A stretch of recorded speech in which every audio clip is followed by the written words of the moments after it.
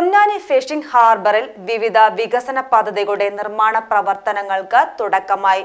18 കോടി രൂപ ചിലവഴിച്ചുള്ള വിവിധ പദ്ധതികളാണ് ഹാർബറിൽ നടക്കുന്നത്.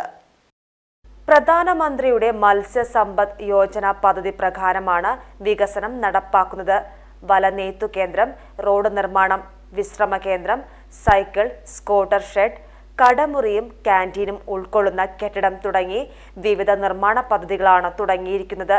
ഈ വർഷം അവസാനത്തോടെ പദ്ധതികൾ യാഥാർത്ഥ്യമാകും. പ്രധാന വാർഫും പുതിയ വാർഫും ബന്ധിപ്പിച്ചുകൊണ്ട് പുതിയ റോഡ് നിർമ്മിക്കുന്നുണ്ട്. ഇതിനായി 45 ലക്ഷം രൂപയാണ് ചിലവഴിക്കുന്നത്. പുതിയ വാർഫിലേക്ക് വാഹനങ്ങൾ കൊണ്ടുപോകാൻ കഴിയാത്ത സാഹചര്യമുണ്ട്.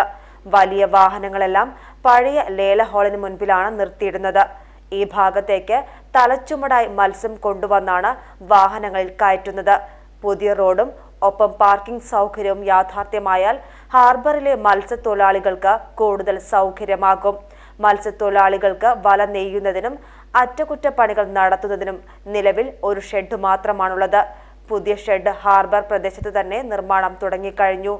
ഒപ്പം മത്സ്യത്തൊഴിലാളികൾക്ക് വിശ്രമ കേന്ദ്രം ഒരുക്കുന്നുണ്ട്.